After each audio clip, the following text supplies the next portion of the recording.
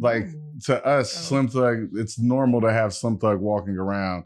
Somebody else might feel some type of way and be like, oh my God, he's just walking around. Like he beat places. Like the dude's just out here. I think for a lot of Houston, sometimes Slim Thug crowd up the restaurant service. I was going to say, they'd be like, man, come on, see Slim. him too much, if we're being honest. Of course, because we're just by the very nature of him, it's like, okay, that's where all the attention is going to go now from the service people. Kiki. Where it's like, oh, okay. Yeah. Kiki, I feel like I don't see Kiki as I don't see him out as much. Yeah. But I've been to Kiki's house before, though, so I guess, LaToya Luck is also very like out of the way, but she also is like dibbling and dabbling like a lot of different stuff too. But she lives out here. Yeah, I mean, there's so many people. There are a lot of celebrities that live out here. A lot, and everybody's kind of like low key, but that's kind of what they. Outside of like getting property for like mad cheap, it's like they're not trying to be a celebrity when they come and avoiding child support. Hey, because that's what a lot of them are doing. That's what they do. That's all a lot of them do that. What is it? Celebrity. We talk about Megan Thee Stallion and Klay Thompson. Oh my God.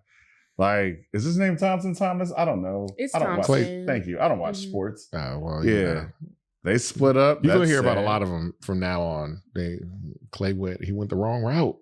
Did he though? He cheated on the wrong person. He did. You know, he definitely did. But first of all, we don't even know what happened. Honestly, allegedly though. Going based off of like what Megan posted, I think there's a lot of assumptions that you could make. But she also had like mentioned that he had like horrible mood swings, and I was definitely like, what you mean by that? Yeah. Like, what is that? I don't know. Because we say allegedly on both sides because he's like, she cheated. I don't know what's going on. Oh, he said that? Yeah. If I had to believe one person. I didn't know he had like made some sort of response. Everything just pops up on social media. So that's what he says. But I'm like, it's a he say, she say thing. It means absolutely nothing at this point because there's so many things that are happening right now. DC launches the Chocolate City Literature Festival. That happened. Joseph Boudreaux did Crawfish and Brews. Yesterday. Fantastic. That was fantastic. Also, he needs to do more stuff. Gunshots ring out at the White House Correspondents' Dinner. There's a lot of things going on. There's so much going on, and we're going to talk about it all. What's your opinion? This is In My Humble Opinion podcast. My name, it's Avery, and I'm here with my brother, Just Devon. You thought those was real gunshots? I don't know. Was they real? I'm a conspiracy theorist, not about the moon. Allegedly. But when it comes to your president, I get a little conspiratorial. But go ahead. You know? Go ahead, you know, it's the second attempt on my man's life. Third. Yeah.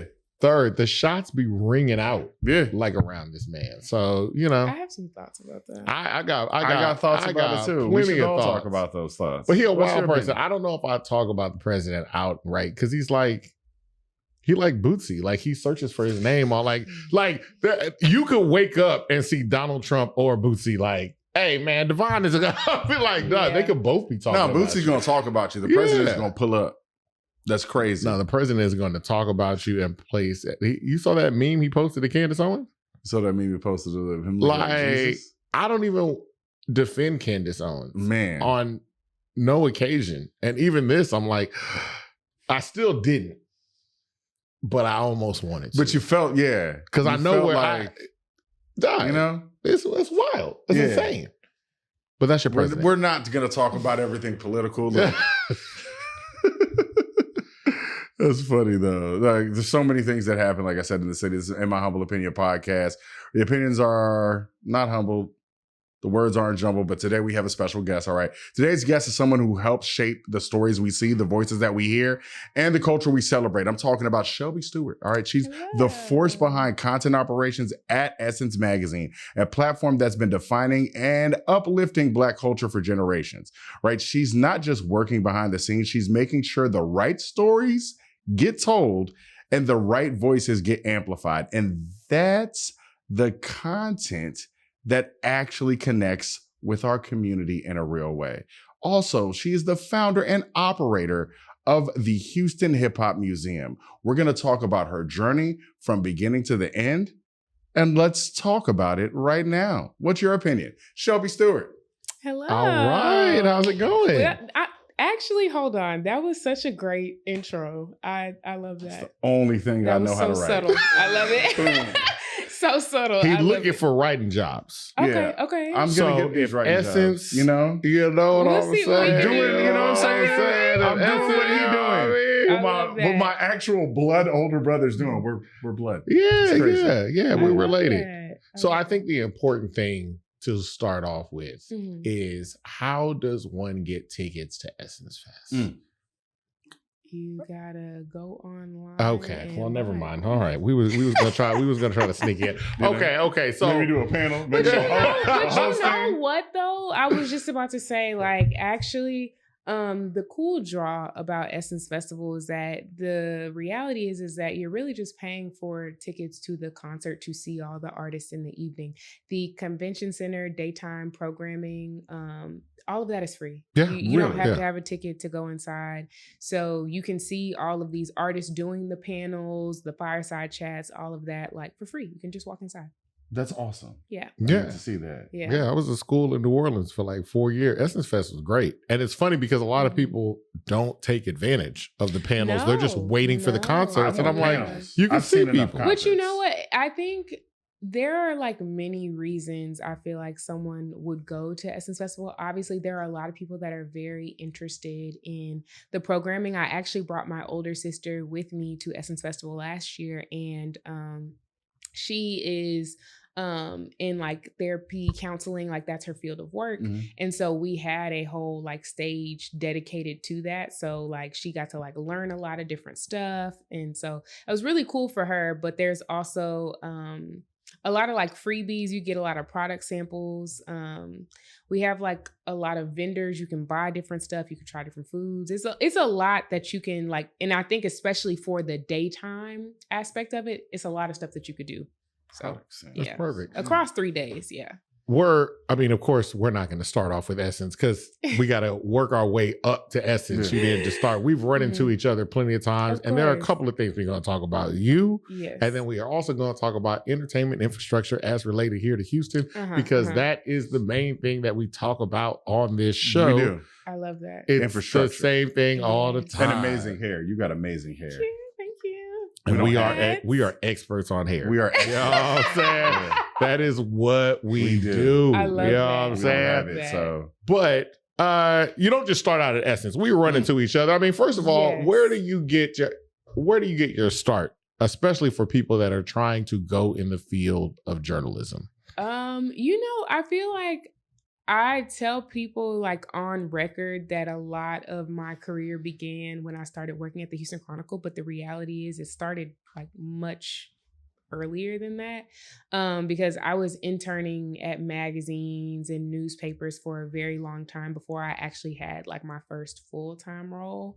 But I also think like for me, like I knew since like the 6th grade, like this is exactly what I wanted to do.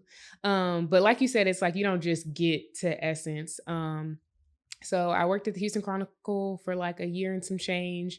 Then I jumped over to Houstonian Magazine, worked there for a year and some change. And then for a minute, I just freelanced. Like I was working at OK Player. I actually more recently did a piece with Complex on NBA Youngboy, which was really dope. What was the piece on NBA Youngboy? What were your thoughts on NBA Youngboy? Actually, so it was a collaboration piece with a couple other like really dope writers, but just about like ranking like some of his best songs and their meanings. Because NBA Youngboy, I don't want to say that he's had a meteoric rise, because I'd argue that he's had a very like underground fan base, but that fan base has taken him very, very far. Yeah, very vocal. He had a really, really big like tour like this year, last year-ish. Oh, that tour was fantastic. But also just like, it was basically a piece about like giving people like an entry point into like NBA Youngboy and some of his best music. And I think to the point of his like underground fan base, he's released a lot of like, his body of work is huge. Yeah. So yeah, but also living in New Orleans for 4 years for college, like opened me up to a lot of NBA Youngboy, Kevin Gates, Boosie, all of You're an NBA Youngboy fan? I used to be, and it's not that I'm not an NBA Youngboy fan now. I just don't listen to it Keep as up much, with it. you know. Yeah. But he got me. Well, he didn't get me into it. It was just exposing me, because I was one of the people that wrote like them off. living in Louisiana long enough, I just got exposed to it, and it was like, you know what I like that song. And so Yeah. it kind of just grew from there. Yeah. So I remember he told me, he's like, if you like Bootsy, you absolutely. like Hit or NBA miss. Youngboy. And I was Yeah. like, man, Just and then like you start Bootsy, it's hit or miss. Mhm. There's some stuff, you know. Yeah. I think you won't like every single song on his albums, but he will have a good few that you can pull out that are like. And he absolutely dropped really so much. You got a lot to pick from. Mhm. Mhm, Like a lot mhm. to pick from. That's more Yeah. of a statement of like how the music industry moves as Yeah. to like his artistry. Because if Bootsy was young at that, he'd be doing the same Yeah. thing. I also think like there's a specific thing like with I think like Southern rappers, but also like Louisiana specifically, like that mixtape type of like culture, like they aren't caring to always like publish to like DSPs and stuff like that. Like they're just going to drop a project to feed the streets as much as possible. And people like that. So It makes sense. They're in such a small area that you Yeah. can really be able to do that. Right. Yeah. The way music was kind of disseminated when I was in college in Louisiana was actually pretty crazy. Like when you just found out about like NBA Youngboy dropping, you just had to listen to the project. So. Yeah. Yeah. That was a great time. Now it's like we know when it's happening, what's happening on digital. And you're like, oh, okay. Mm-hmm. Yeah. But yeah, at that And time. music always works good on it if you know type thing. Very much so. Yeah. The grassroots. And I think that's what kind of like contributes to his like cult fan base because they're waiting on that.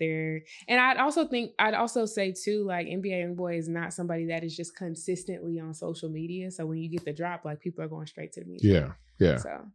And he probably shouldn't be consistently on social media. For many Some of my reasons. favorite artists, I'd be like, you should lay off. should not stay quiet. Yeah. Stay quiet. So you're doing, I mean, first off, when you were with the Chronicle, a lot of the work you were doing is based heavily in Houston hip hop and things like that. So your vein was always into, I want to get into music, I want to get into culture. What were some of the things that you were writing about just at the Chronicle?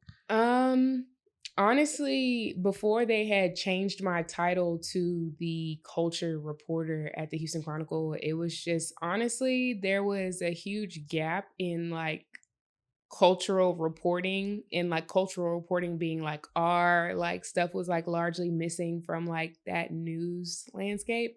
The blacks. Like, yes, the blacks. Let's say it. The blacks. Audience that's listening, she pointed at her hand. So we just want to make sure we know what cultural means. Yeah. So, but yeah, like I felt like there was a huge gap. And what was so interesting about it is that people actually really cared about the things that I was writing about. Because I think if anything, it kind of identified that like we were missing a lot of not even just entertainment, but I guess, like I said, cultural stuff.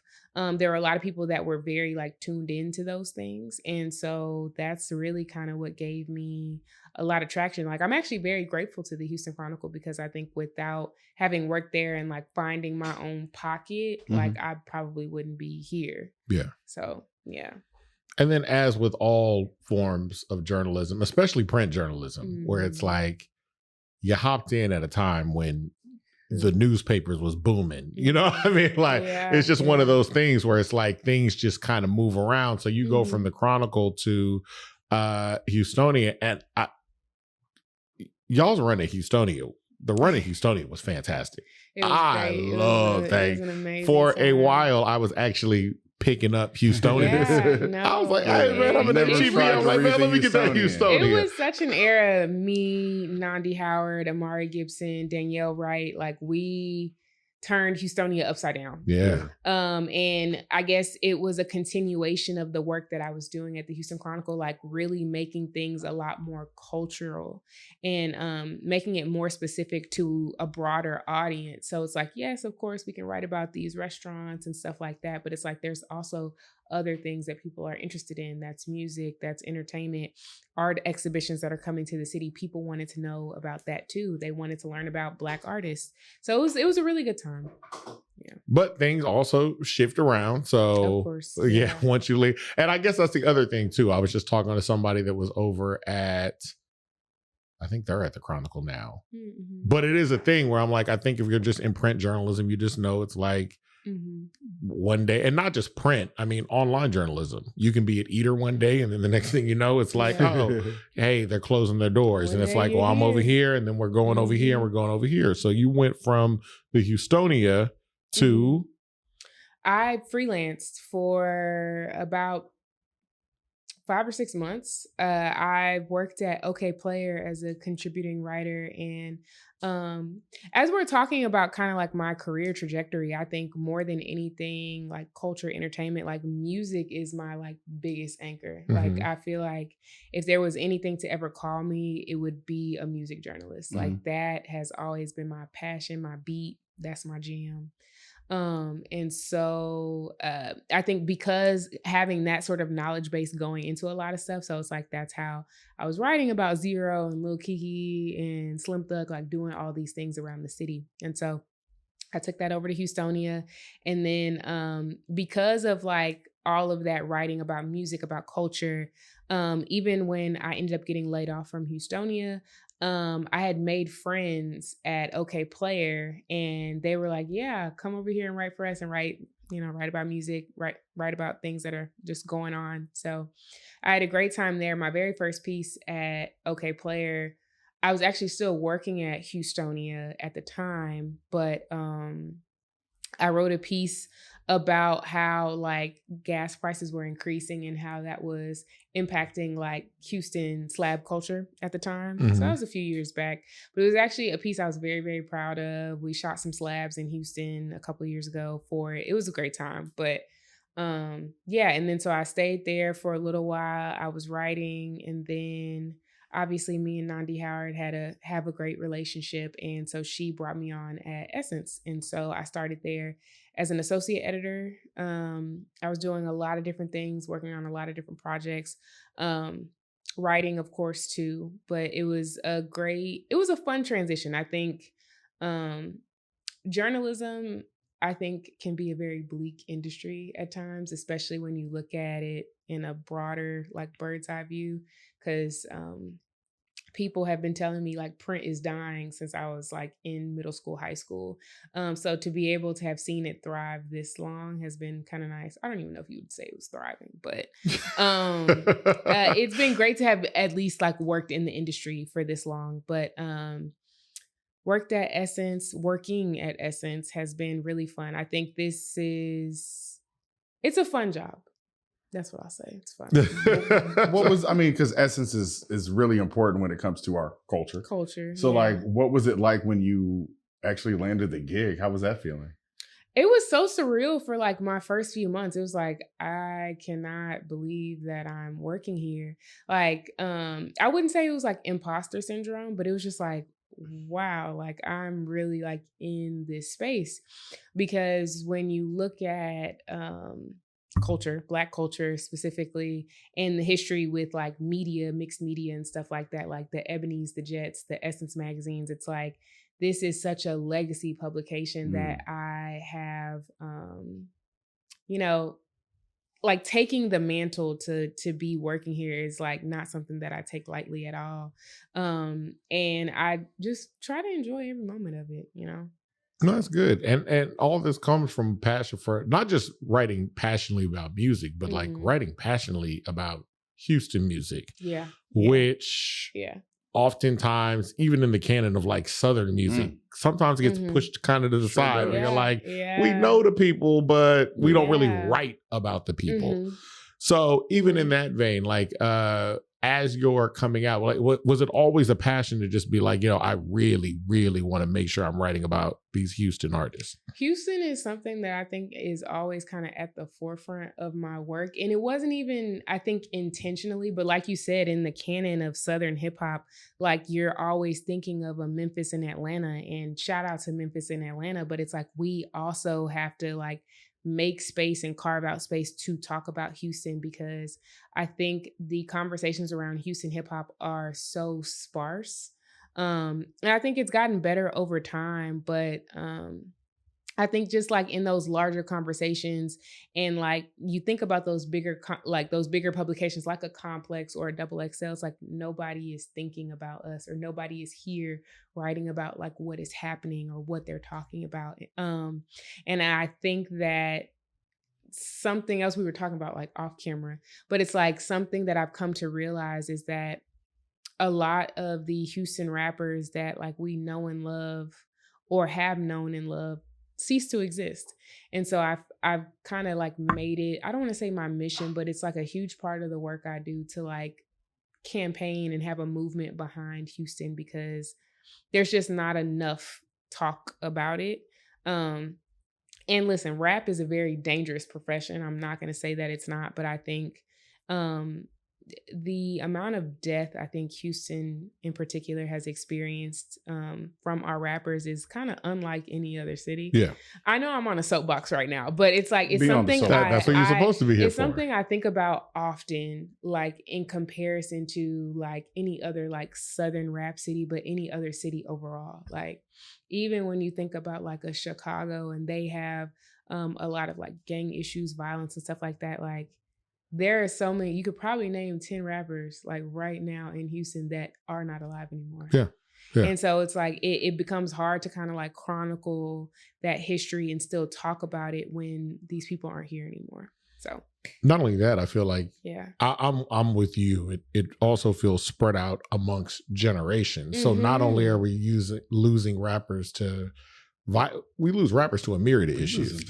There are certain people that, yes, the that health was actually issues. my next point. I was figured. like, beyond any violence, like we've lost more rappers to like health issues alone. Yes. And a lot of them are just like so set. Like I think, and I actually had wrote about this on a Substack like a year or two ago, but B King is what like really hit me in the chest. Yeah. The description of his final days was right. Like B King was something that was really sad to me, because I think like there was a closeness in age there, because it's like, whoa, like what's going on? But even before that, when Pokey passed, it's like, man, what's going on? Like what's happening?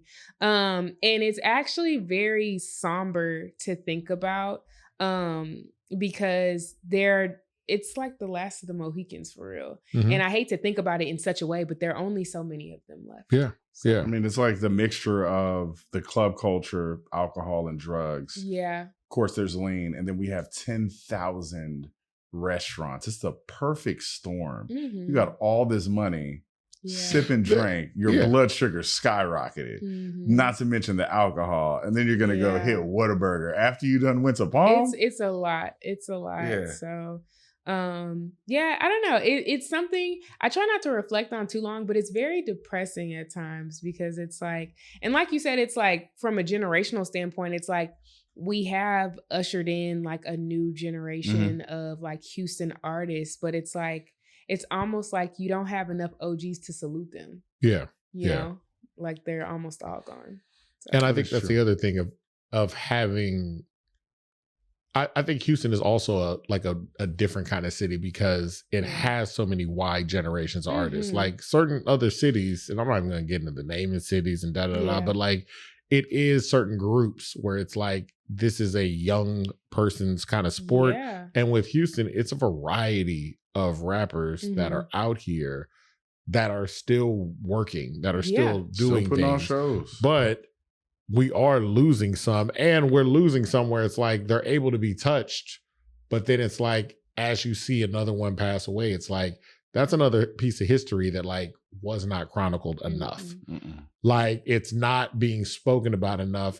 And so it is another thing. That's why we had Henny on, because he is so passionate about, I need to chronicle all of this, like right now, not on something like before everybody goes, but literally like people need to know it. It does need to be archived, but I think like, I think to your point too, and shout out to Henny also, but in that like rap canon as well, like there's not much archiving being done. Julie over at, is it Rice U of H? She has like some like Houston like rap tape stuff. Lance Scott Walker has also done a great job with DJ Screw, but it's just like there is simply not enough like literature. There's not enough like archives around like what Houston was at a point in time and like what it has become. I think we are just simply under discovered, I guess. Is a word. It also makes everybody here very protective of it. So it's almost hard to chronicle sometimes. One of the things we talked about with Henny just off camera is just like trying to get interviews with people, because everybody is able to now tell like if you knew DJ Screw, you knew him, but that means if 40 people knew him, 40 people have 40 different stories about who this is. And all 40 people could be completely accurate. Yeah. You know what I mean? I'm different with my brother than I am with somebody else. And they could easily know me, but my brother know me better. And he's like, Devon don't think that. Devon don't believe in that. That's a great point on just like community overall. Like there are so many stories that can be told that just have never been told about a lot of these people. And they may never get told. Yeah. But I think to your point, like Houston is very much a city like that. I actually read Tina Knowles' book, Matriarch, at the top of the year. It was actually a great book. But as she's talking about her life, living in Third Ward, the rise of Destiny's Child, raising Solange, all of that.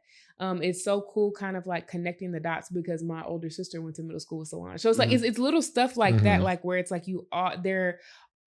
it's fragmented pieces everywhere. Yeah. You know, so. Is that why you wanted to do the museum? Yes, but I also think it's like, it was also just a way in which to just amplify something that I feel like had never gotten its just due and still kind of hasn't. It was definitely like one of the reasons why, like beyond like my passion for just like music in general, I think Houston it's very bothersome sometimes when you like see how forgotten we can kind of get. And I'd also say like hip hop journalism is kind of like in the tanker too, because what is considered news is also kind of like baby mama type. You are fighting against, you know, I would say, well, like you're fighting against illiterate people. Like you're fighting against illiterate. I just mentioned Meg Thee Stallion in the comments type stuff. So it's like, you know, it's like I think there are better stories to be told. But like I said, you're fighting the algorithm. And I guess my other thing too is like when I say illiterate, I mean like people that don't want to read, not incapable of reading. But literally, it's like, yeah, I would rather pick up my phone and look at video or things like that of Megan, as opposed to like, let me go read. Sometimes I'll see people talking about a topic and it was like, oh, it was in Tina Knowles' book. You just had to read it. You had to read it, yeah. You know what I'm saying? Like, why do y'all think that is? Both of y'all are journalists. Why do y'all think that is that you have, that people want to see what's on the algorithm more so than they actually want to get down and read? I think it's a matter of effort, but also like how willing you are to just source things for yourselves. Because somebody had made a point, I don't know if it was on Threads or Twitter, but it's like if you show people something in a certain font in some red lettering, you're right, people are going to believe that. And it sucks because it's like we are in an era of like mis and disinformation. So it's like it's kind of like you have to encourage people to like really like seek that out. Yeah. But I don't know. I think it's just where social media is now. People are just going to scroll and see things, and they're not read the article half the time. Even if you have your article posted, he posts articles all the time. He'd be like, "Look, I wrote something," and I'll be looking. I'll be like, "Did y'all read that?" They'd be like, "I looked at the headline." No. Yeah, people read it. And I think to your point about people being illiterate, I think beyond just like looking at the headlines, that comprehension is also lacking in a lot of ways too. Yeah, it's got to be practiced. In a lot of ways, we're surrounded by a lot of stupid people. Thank you. I knew one of us was going to say it. I was going to let you jump out there and say it. I tried to cushion it with illiterate, but go ahead. Go ahead. Y'all are dumb. But it's because it's like, I think it's like you have to infer, you have to analyze, because there's like subtext that people will not ever, like it won't click to you, but you don't read. Yeah. So, I think... Yeah, you see that all the time, more than I'd probably like to see. But and I think reading is just such a skill and a practice that once you start doing it, you recognize it's very fundamental. Like when stuff is going wrong. I think across media too, though, like if you read a lot of books, right, like you understand a lot of things about like life, the world, etc. But I feel like it just translates into so many other different areas in your life. Like you read a bunch of books, right? If you're watching a movie, you know what's about to happen before it happens, even if you've never seen the movie before, because it's like, you know what tropes, this is, you know what patterns are, you know how to identify them. And so, yeah, I think people have just gotten very far away from that. Yeah. So. Okay. So like, do y'all feel like it's gotten worse over the past few years?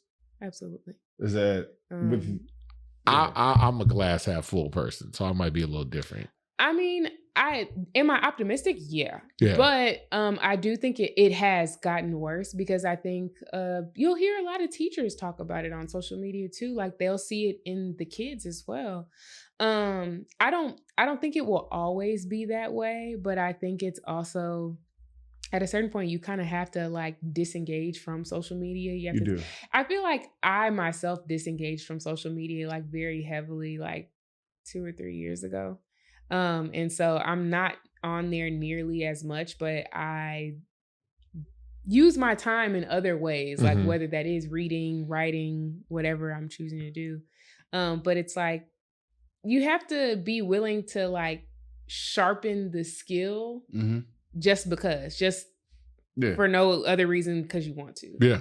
You know, like any other thing. I mean, repetition creates, you know. You said it though, Devon. Like it's a practice. Like you just have to do it. And I think the thing is that people don't want to do it. So yeah, it's like working out. No one wants to do that, but you. It's a discipline. You're the only one. No one wants to do that, but you gotta lift. Yeah, you gotta do you have to be disciplined. I think that's the other thing too. He probably don't even want to work out. But he like, but you like the end result of working out. And I think we know what the end result. I'm also one of those people that it's like, I don't necessarily want to be the smartest person in the room, but it's like, I want to know what's going on. Yes. You know, like I want to be able to have something like intelligent to contribute. I really love intellect in that way. So it's like, yeah, I'm always going to be reading something, you know? So. And then a lot of times it's just, I would tell people, if you want to get a reading, I mean, case in point, like the Tina Knowles book, like even if you like celebrity gossip and all that, start picking up these memoirs. Right. Because they say so much in the books. So funny. And they talk about it years later. My favorite genre of books is memoirs, autobiographies. They tell it all in those books. I love. We were talking about this before. I'm not even going to talk about what I was talking about, but y'all read Scarface book. A lot of questions that people be asking about Scar. I wonder how you feel about this. I wonder how I feel about that. I'm like, it's on page 7. Like he get to it early, and it's just and like there are a lot of artists who have biographies, autobiographies, memoirs and stuff. They say a lot. Yes.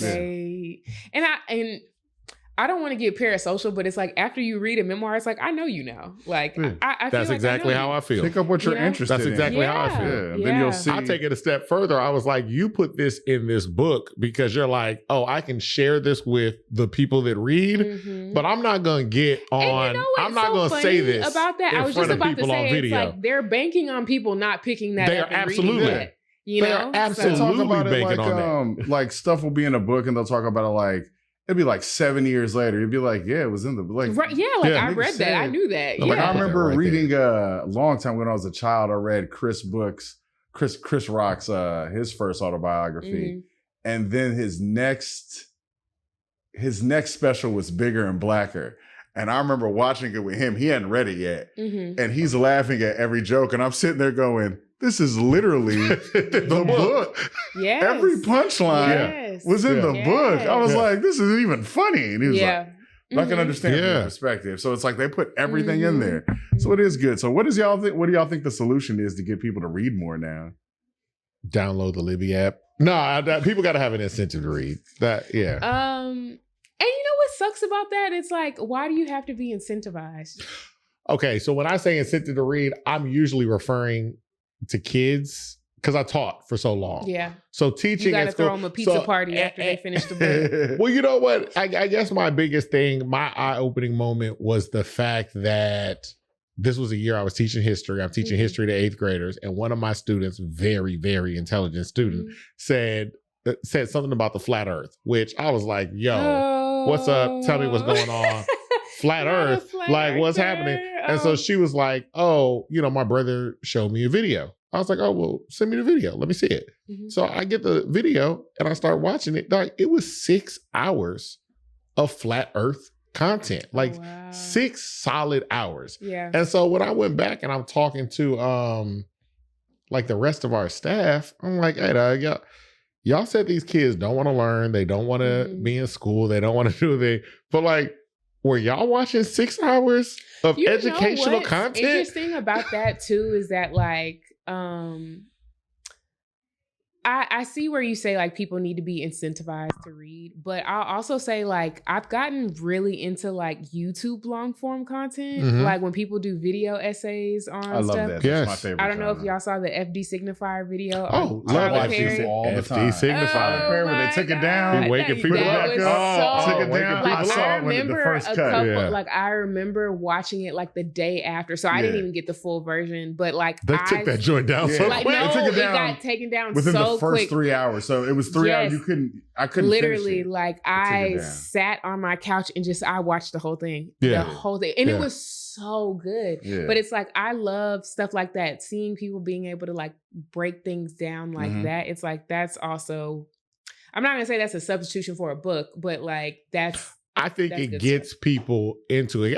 Case in point, when I was telling people about the Libby thing, it's just like, look, if you can listen to podcasts, then you can watch a long form video of a topic you like. And if you can watch a long form video of a topic you like and you're getting used to that, you can listen to a book. I definitely agree. And I also think it's like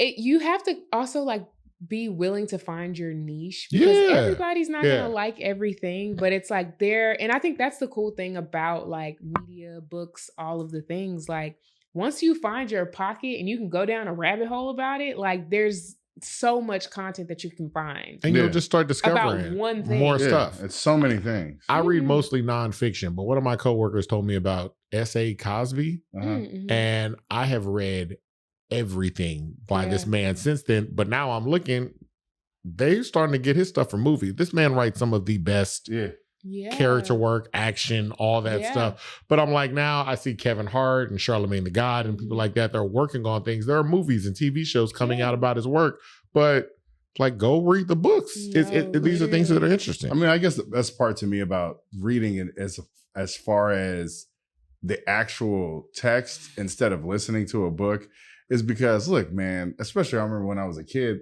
I didn't know every word. So when I saw rigor mortis, I was like, what the hell is that? Yeah. And then you get to see it, you get to look it up, you get to find out what it is. So you know exactly what it is for like further conversation. Yeah. That's the best part to me about reading because your good rappers read. I don't care what anybody. They all lie.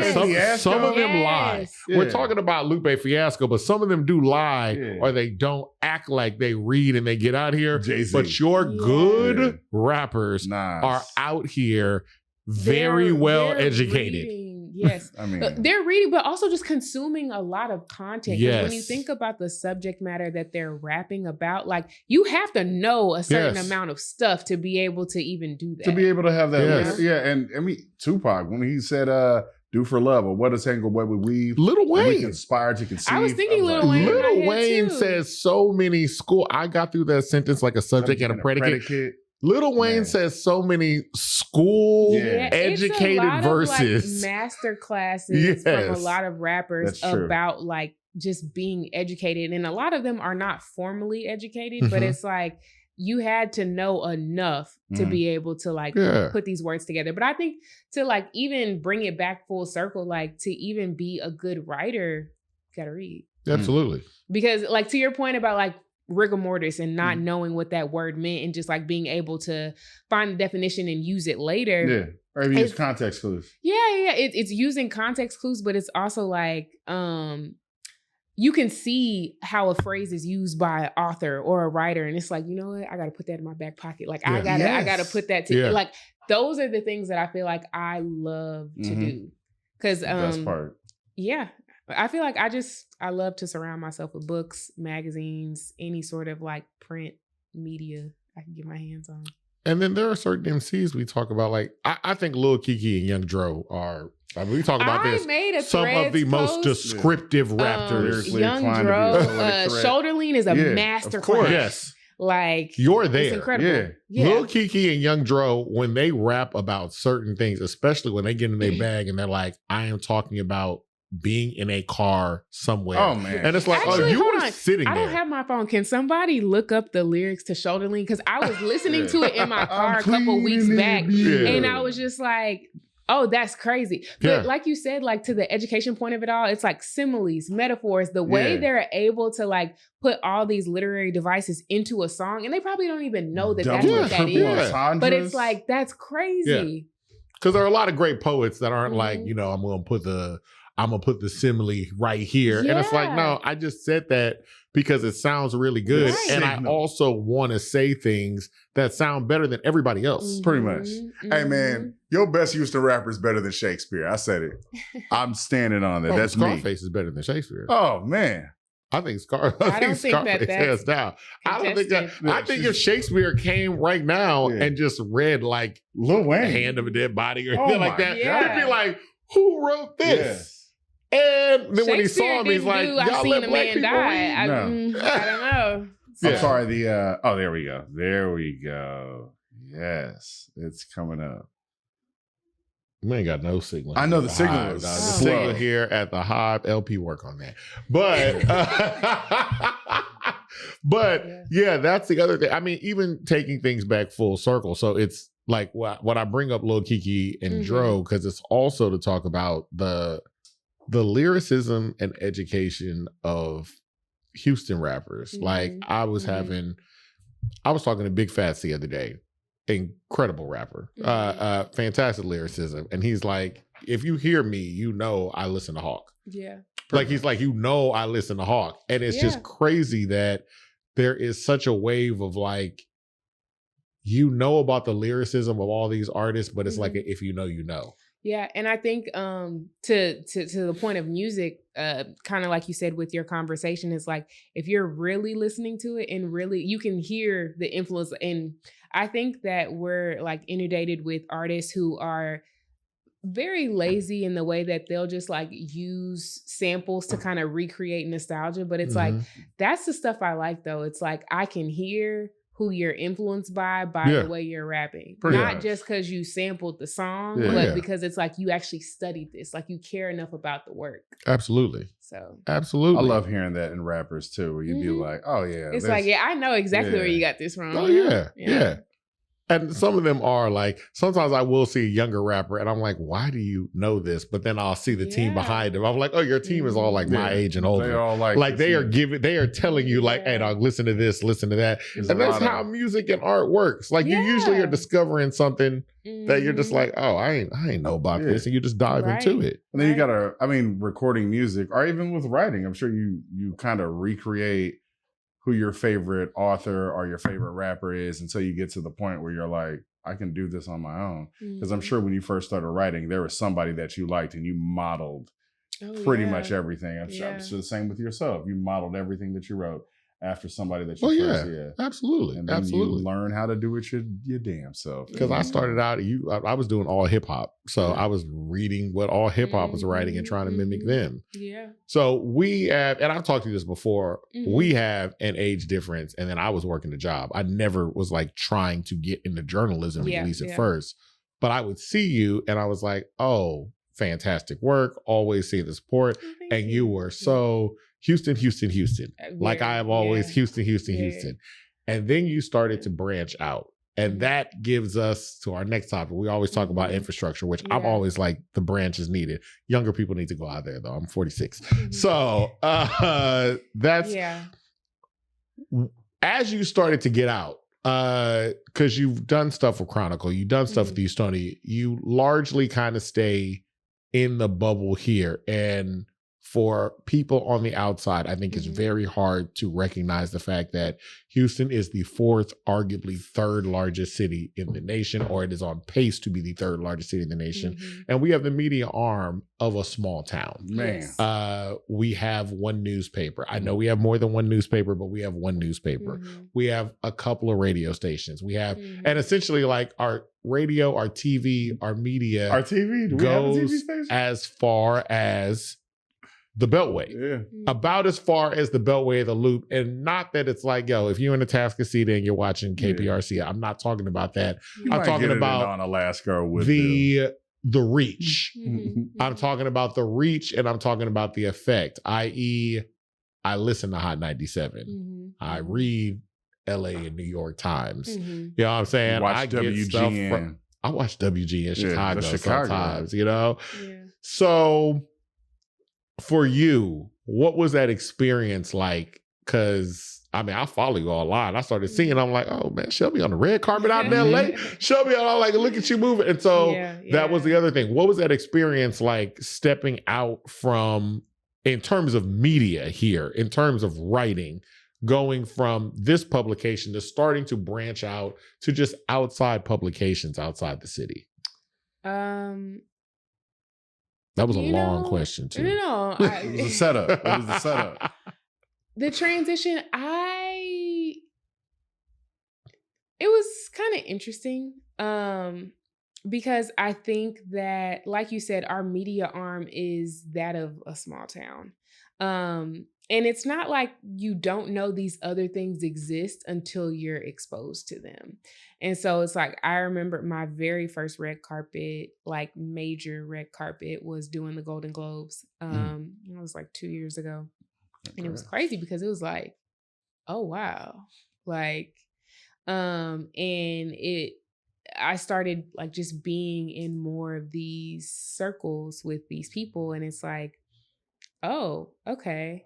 And it's like, if anything, it showed me we're not nearly as equipped as we need to be to kind of be more of that like music, entertainment, culture hub.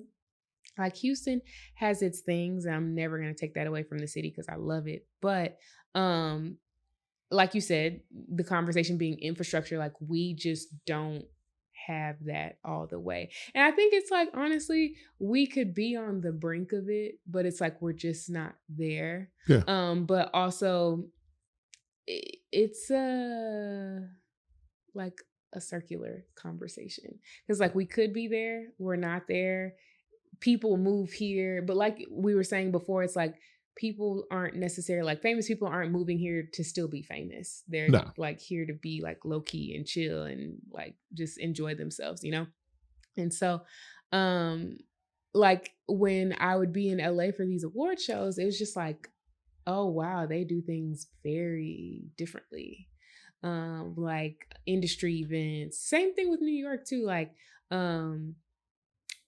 everybody that you work with or work alongside, they're going to an event almost every day.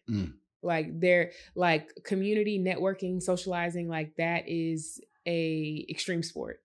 But people do it to like stay connected and be in the know. But I think like we're not doing stuff on that scale yet. Like there are things that are like happening, but I feel like sometimes it can be few and far in between. And if I'm not plugged in, just let me know. But I just think that, you know, we just don't do enough of the big things. Like we'll do a lot of small things, but they're not like major things. And I think that's kind of like the beginnings of how things start to grow. It's just weird that a city this large. You would think it would have like, or we would have like more push behind things. But I think like a lot of it, I don't want to say it's kind of like rooted in music, right? But I think it's like when you think about like how hip hop came to be here in the city, it's like there was no like just documentation. Like nobody was here. Like we were making a lot of noise, but it's like people just weren't here. And so that Southern ingenuity, if you could call it that, like that idea of just being very independent in music and stuff like that, I feel like has kind of translated in a way where it's like we be kind of like too cool for it, but it's like actually no, we need to have. So like, our entertainment is real lackadaisical. That's what we're getting at here. It actually, like, it's not that it's like lackadaisical, because I think like people care, but it's like they don't care to the point of like getting to the next level. Like everybody is just cool. And there's nothing wrong with that, but it's like if you see more for yourself, I think like you really have to like work hard at it. And I feel like a big thing for me for a very long time was also just like I wanted to be able to be the person to say like you don't have to leave the city to make it, and you don't, but you do need to have other experiences outside of the city in order to give you some perspective. Yeah. Because going to LA and New York, like a lot of red carpets, like I'm going to like parties and socializing. And it's crazy too, because it's like, I guess in a way, like similar to here, I'd also say in LA, you can also just be in a lot of rooms with a lot of celebrities at one time and nobody's just that phased. But it's also just like the way in which they choose to present these events and like all of their things. It's just like they treat it with such a respect because they care that much about it. So yeah. Yeah, and I think it's a great. I mean, look, this city's backwards on a lot of things in terms of size. Like, we're weird on transportation, public transportation. We're weird on. There are certain things where I'm like, I think there's this double-edged sword where it's like there's a lot of money here, so you can exist, and you can have a living, and you can get a nice house, you can be and you can have all that. Here. And so that's not a knock against like some of the artists, because I'm like, there are artists here that are doing it. I do think that double-edged sword thing, it like almost creates two different types of artists where you're talking about. I do think there are a lot of lackadaisical artists here that probably think they're doing more than what they're actually doing. I think that it's also like it's consideration to the body of work you're putting out, how you're choosing to like roll that out, like marketing. I think like marketing, PR, like all of that stuff is actually so key. And I think like to the point I was making before, it's like we don't do enough of that. Yeah. Okay. Like I think that there are so many very, very, very talented artists in the city that may not be signed to anybody, but it's like obviously, yes, you have to push your work, but you have to market it. You have to post it on socials. You have to try and be like doing the podcast, like actually. And I think people have talked about it like in a larger conversation about like people not really appreciating like a good rollout, or like people actually like having good marketing behind like a rollout for an album and stuff like that. But it's like, that's kind of where we should get to.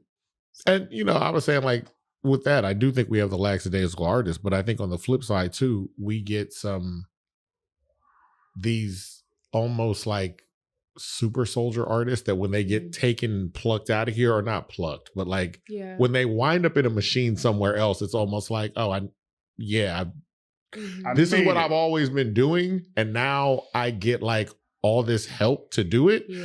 And so they just run with it. So it's like for every lackadaisical artist we talk about, like, you know, the greatest artist on the face of the earth right now is Beyonce. And she's from here. You know what I mean? There are things where I'm like, the greatest rapper on the face of this earth, Scarface. But you know, like we have popularity when we have Travis Scott. You have Don Toliver is incredible right now. But there is a thing where it's like when you do so well and you do like step outside of Houston and you do well, it's almost like, all right, well, you're not like part of Houston anymore. I think it's almost as if like you're like kind of out of touch a bit, like from the city. I do think like some of the artists that you mentioned, like all of them, like and they probably are out of touch. I mean, they're still in touch, but you know, you make a certain amount. Beyonce's I'm gonna be out of touch. Listen, it's a couple extra zeros in my account. Beyonce saw what y'all did with her mama's gumbo. Exactly. She is not talking to y'all. Every time she talked to y'all for a little bit, you know. But no, I do think that like, and I don't know that we need to have the expectation for them to be relatable, because at the end of the day, they're not going to be. Yeah. But I do think it's still important. I think I guess it's also a conversation of like figuring out how you like pour back into the city after you've like reached that height. Because I Mhm. think to your point, Devon, it's also a thing like, are you like reaching back or sending the elevator back down? Because um I find that like there are such like rapid rises of like Houston artists. And it's such a great thing to see, but it's like it's almost like so quick. Mhm. And you'd never want to see them flame out, but it's also like, okay, like you said, now that they're like, okay, they're in LA now, they're doing their thing, they're not in Houston anymore. It's like I think we don't stop supporting them, but we're like, okay, who's the next Yeah. person Yeah, that yeah. we're like uplifting? So That I is mean, look- partly our fault too, because we do kind of throw the people away. Like some people do reach back. Travis Scott was reaching back. He was putting out he had the softball game. yeah. He had all the scholarships he was giving out. Is he Mhm. still doing that? He No, did no, something he's still- more yeah, yeah, recently. yeah, I don't yeah. remember though. I mean, look, I think Travis is a different just case one. because of Astroworld incident. Yeah. There's no getting around that. Like, it's Yeah. not like he wasn't coming down here and doing stuff. And it's also not like his group still doesn't. They still Yeah. do. But there are things to be said. Like, I can name two. Like, there is a They did. large difference between, like, Meg Thee Stallion definitely was not necessarily, you're not going to say she got her rise through Houston media and necessarily Houston outlets No. in particular, as opposed to like I definitely think like Houston behind like Ken the Man. Mm-hmm. Mhm. Like it Yeah. feels a little bit different in terms of that. I They're both think, Houston artists, but yeah. Mona Leo. Or Mona, yeah. It's also kind of like looking at how they got their starts Mhm. too, right? Because Megan, very talented, like she came up via like YouTube freestyling and Yes. stuff like that. And so again, I think that speaks to the infrastructure, but like Megan was going so hard at one point. Mhm. Like Megan, I think more than anybody rose like the fastest. Yeah. And that's what I think with Like, your was ode to meteoric. fat. That's who I It think was about when we talk about the speed. major, Like one day she in front of speed, house, like, and the next day it's like Wendy's yeah. is like hot girl summer, and you're like, Right, what? Exactly. Yeah. And I think also too, like, I love Ken Down. I think Ken is more like regional, Mhm. but like in such a good way though. Like she has curated a fan base. Like I've seen videos of Ken the Man shows where everybody's rapping every single lyric. Everybody knows everything. Yeah. You know, and so it's She's like selling them I out. think there's a thing like between being just like very popular, like popular pop music, and then there's also like being like very beloved.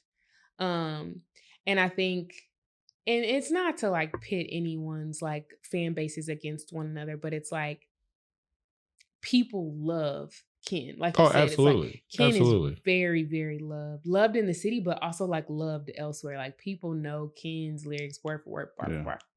And people know Megan's lyrics as well, absolutely. But I think she's just like more popular to like Megan is more of a household name, I guess you could say. My grandma knows who Megan Thee Stallion right. is. My parents know who Megan Thee Stallion is. They may not know who Ken is, but it's like if you go to a Ken concert, everybody in here is going to know every single song she's about to perform. Exactly. So yeah, I think Mona Leo is similar to that too. You know, so got a lot of love. Yeah, absolutely, a lot of love. And I think with them too, it's like for all three artists, all of them are developing on their own path, and it's all a path of success. Like absolutely. you can tell, like Mona Leo and Ken are going somewhere. Oh man, like you can tell it. You can tell like you can tell Megan ain't going nowhere. Yeah, like that's it. I mean, Megan is on Broadway right now, so I think that's absolutely dope. And I think that's another cool thing too that I think with Megan, like beyond the actual like rap career, is just like the expansion into all of these other different avenues. The way she's been able to brand herself has been like very, very cool. Yeah. I say the same thing for Mona Leo because she like owns the color pink basically. I think that's super cool too. And like you said, like they're all going somewhere and it may be like in different directions. But I think the cool thing is that especially for like all the Houston rap girlies, like they're moving. Like they've got a lot of motion behind them. And I love to see that. Yeah. So. We talked about the rap girlies that are moving. How do you feel about the males? You think they're moving as well? In Houston or just overall? In Houston. Quiet. That's it. Dot I can think of. Who else are we talking about? Young gal. We're talking about. I think when it comes down to it, it's the rap girls moment right now.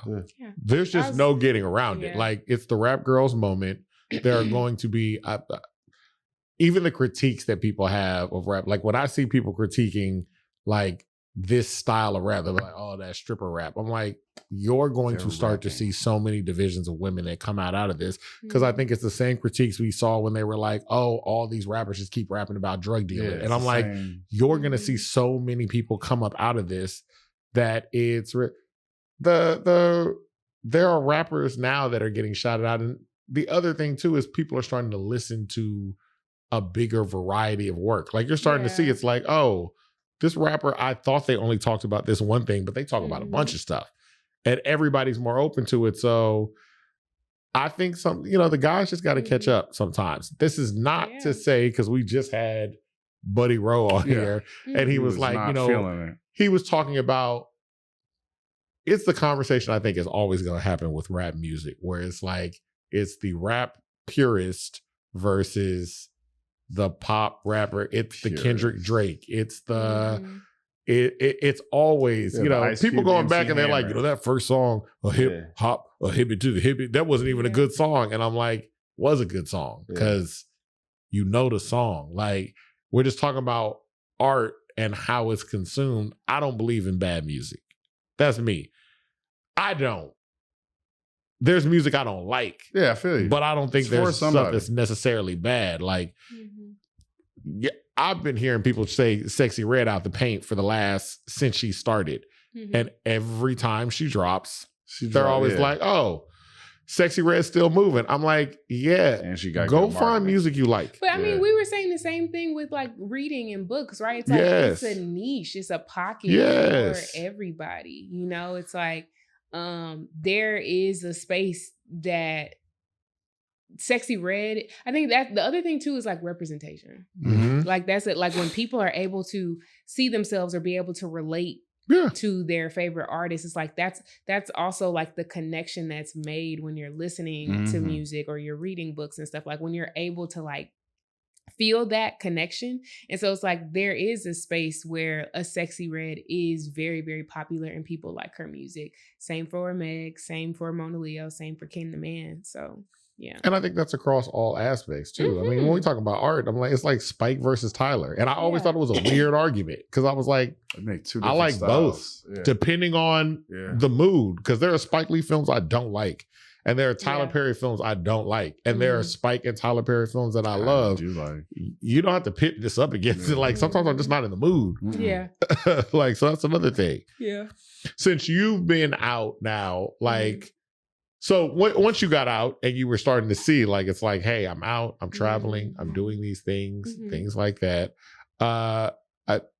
Did you have like an eye-opening moment? Was it at a red carpet where you were like, was it at that red carpet where you're looking around like, damn, this is much different than what I've been used to? Or was it a gradual over time thing? It was kind of gradual over time, because as I'm talking to you right now, I'm trying to think. I've done the Golden Globes, the Black Music Honors. I've done the BET Awards twice. I've done the Emmys and I've done the Grammys. There we go. Yeah, that's it. And it just became gradual over time that it's like, we could absolutely be this. We just have to like really like create the space for it and like cultivate that space more. Because I think a lot of it also boils down to like, beyond just music, like how much we're pouring into the arts, and that like goes like beyond museums. It's like, there has to be like a real, like, not machine, but there has to be real force behind like our artists. And I think it has to be, bigger than just like fans of the music from that like place. like I feel like in a New York or a LA, right? Like you have politicians, musicians, actors, everybody's in the same room, you know? Mm-hmm. And so it's like we just have to really like come together, I think, a little bit more. And like pushing those artists. I think like, that was kind of the argument we were making when we had Henny and Todd on talked here. to We were Henny saying about like, that, yeah. you know, Bourbon Street, 6th Street, Beale Street, like all these things don't just happen because musicians were hanging out. Yeah. Like it is a mix of all these like politicians and all these things that like make spots happen, i.e. like yes, right now, Houston is tearing up everything getting ready for the World Cup. Mm-hmm. And that seems like it was just like somebody snapped a finger and they were like, hey, it's World Cup time. But money was put behind this. And it's like, that's what we're doing. Like, we're moving freeways. We're doing this. We're doing that. So if it's doable for the World Cup, it's doable when the World Cup ain't here. Yeah. Like, we're not putting enough force. It's definitely a thing of advocacy. Because the whole World Cup situation is also kind of intriguing to me too. But it's like you kind of do see a little bit more like the picking and the choosing of what gets supported and what doesn't, you know? So yeah, just has to be like more infrastructure. I'd also say like in a city like LA, there are more opportunities to commune in those like musical, artistic spaces. Like sometimes it may just be like an open mic night that a bunch of people come to, or somebody's playing like the live music. And I think we're getting to that place and we're starting to see more of those things like pop up. But it's like building the culture around it to where it's like, this is not necessarily something the city becomes known for, but it's like, if somebody asks you where to go, like, and it's not the club, like we have a bunch of different options to give people.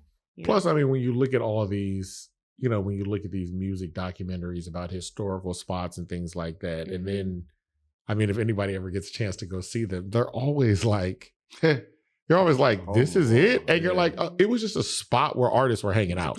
It just so happens that like the top 5 artists from around here just happen to be hanging out right here. But I'm like, no, this is a hole in the wall dive bar. Right. Or this is a hole in the wall spot. Or this is just like a kind of rundown little studio where, you know, it's like, but everybody just kept coming there because it was available. So that's also it's like also a major like thing. Memorializing those things too, like really making monuments of those things. Because I think it's amazing that screwed up records and tapes still like exist. But it's like this needs like some sort of like monument. Oh, absolutely. On it, you know, to really like declare it as like this is where like history was made. You know? The house. Like.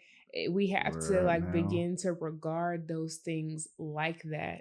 So and I think here some of the stuff is like I saw it was the guy, he was the artist that was coming down, he was putting up like street signs that had like rap lyrics that were on it. I remember that. And how excited people were about that. And it's just like, the city should We're having people just do this. Like people are doing cool stuff, but then it's like the city be like, all right, well, go ahead and take it down now. It was fun while it lasted. But I'm like, people like to remember this. And I remember what you're talking about, but even something as simple as like the Be Someone sign. That should it's be like there's so much like anti like don't do that.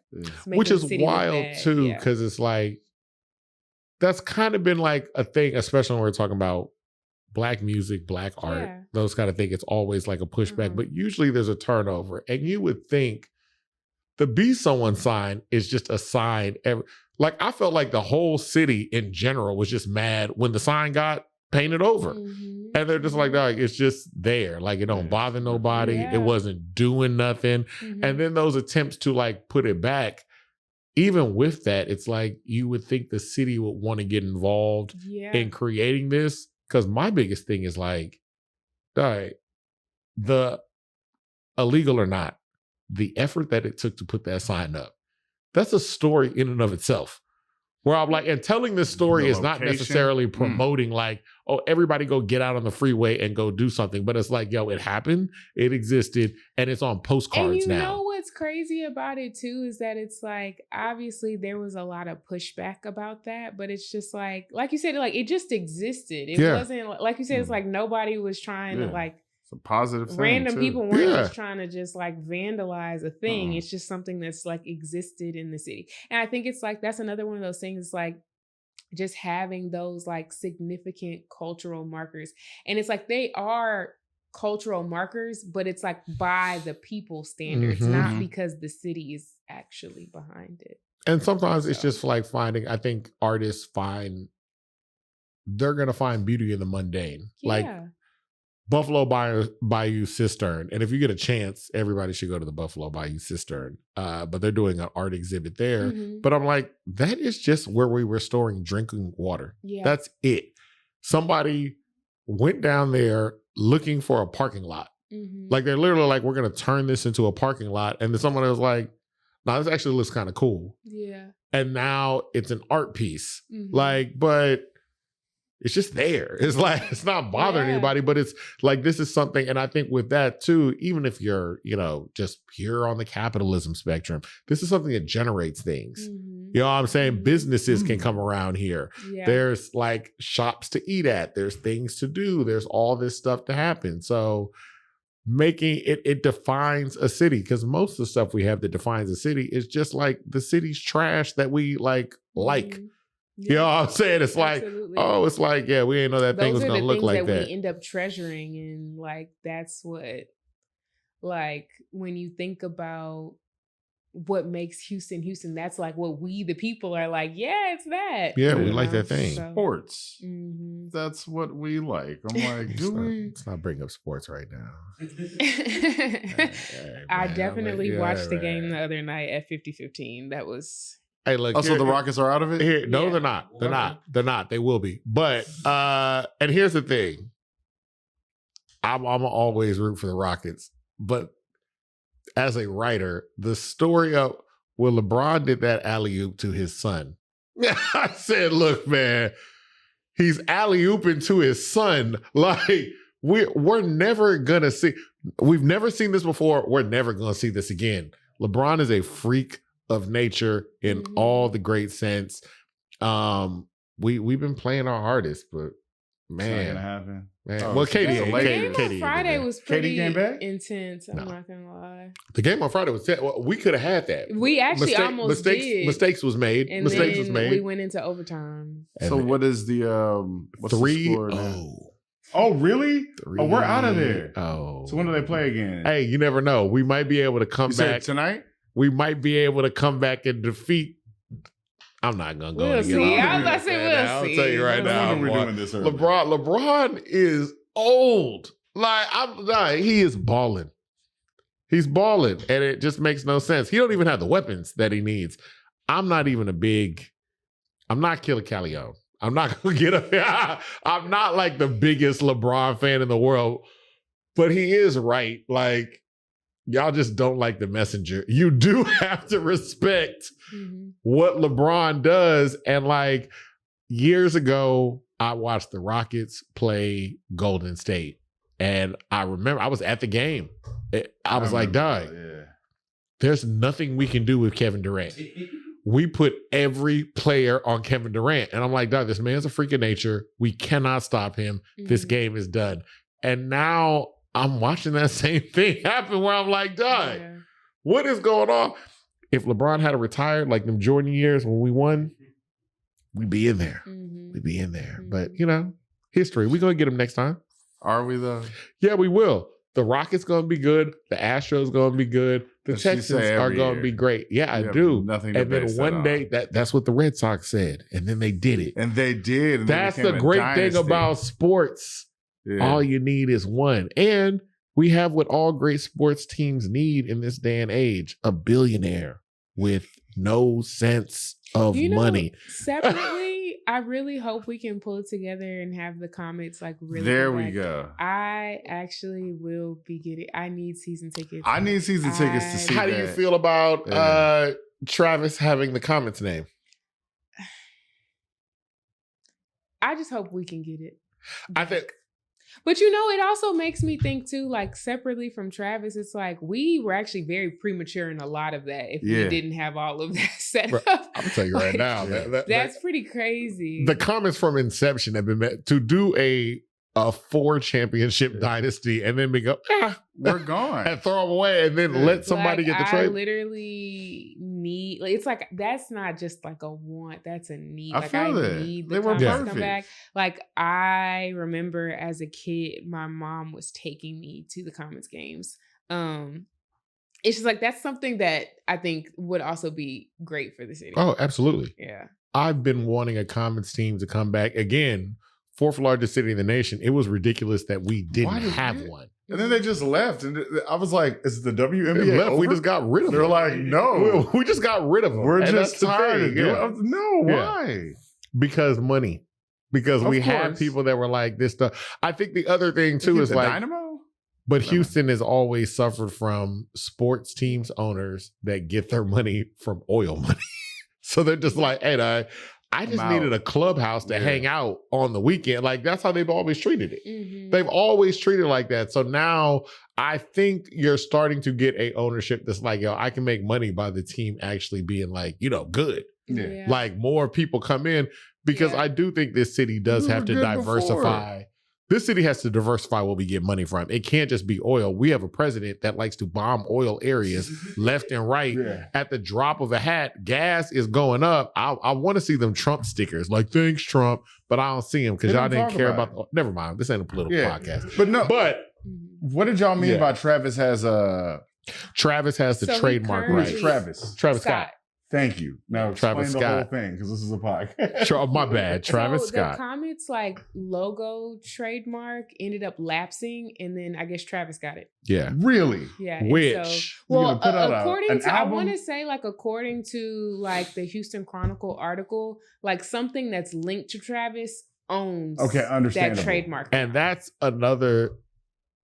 That is one of the problems I have with the story because what it is it says a Travis Scott linked firm. Yeah, I was just about to say. Which is directing all attention towards Travis Scott, where I'm like, look, if he's involved, he's involved. They definitely buried the lead there. Yes. And so, yeah. And my biggest thing is... And I'm sure they did that for SEO too. They absolutely did it for SEO. In the headline. And my biggest thing too is look, if this gets Travis Scott a seat at the table, it does. I'm sorry, business wise, we spent all this time trying to get the team. I feel like all this thing is day one. How dare Travis own this, as opposed to nobody looked this up. And me, that's my perspective, because it's how did we, announcements are cool and great, but because you also have to think about too, it's on, I want to say the Toyota Center website, they're hey, you could sign up for tickets right now. They put comments were up. Moving along very quickly. Day one type thing. Only for them to dial it back and be oh yeah, Travis Scott. Yes. We did that when we came up with names. And they because people were signing up online. Ooh. And so it's where it's well, that's an obstacle. So we've got this team that's coming from Connecticut. Yeah, we sure. And they are going to be the new Comets. I'm hoping some kind of way. I know we're not going to happen, but I always hope we get Angel Reese. Also, can y'all start making Comets gear in male sizes? I see shirts coming out. I'm they will, because they did it before. No, I need you to do it. Brittany Griner may be coming. Hey, that's good. So, if we get look, I'm telling you, because I think also there's no getting around it. Houston, a cool city to want to be in now. Honestly, I feel that would also reignite the city in a great way. Yeah. If we really have a WNBA team here. I think absolutely. Because I think WNBA fans are true, almost like the Ken the Man thing. They love the WNBA and they are actually a part and about it. And that's what you need to build out stuff. You need a fan base that actually cares. Mm-hmm. We're a bandwagon-y type city.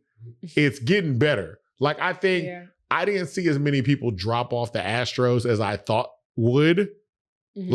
I didn't see that. But the Rockets, the Texans, like the Texans. I've been a Texans fan from the beginning, but yeah. The culture around our sports is pretty dope. So, yes, it's getting better. I mean, there's somebody that's winning I would at say some like point. even in the last like year or so, it's like I've had more confidence in our sports teams, which is more than I can say for like the last few years. Oh yeah, absolutely. So it's like you bring in the comments, it's like hell yeah, and like, more people want to stick with it. Where it's like, and then I got to start watching soccer. And it's crazy when you think about like the comments leaving and too, because it's like those games were packed. Like people were going to see the. This comments. was not. It was they not were a money winning. thing. Like so. Yeah.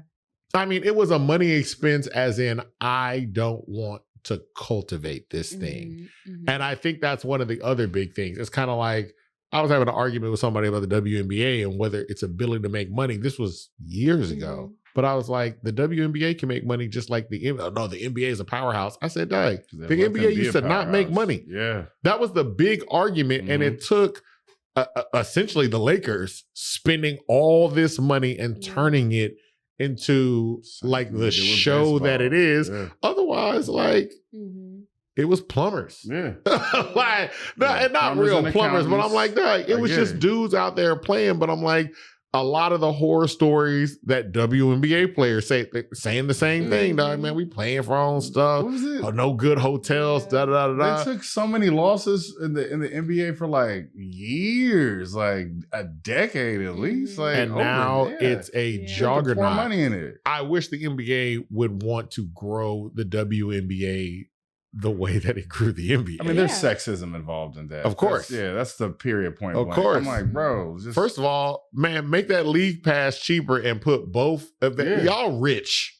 Make the league pass cheaper and make it easier. Press the button and I'm tired of trying to fit. I almost missed that last Rockets game because I didn't realize it was on Prime. Man, put these games in one spot.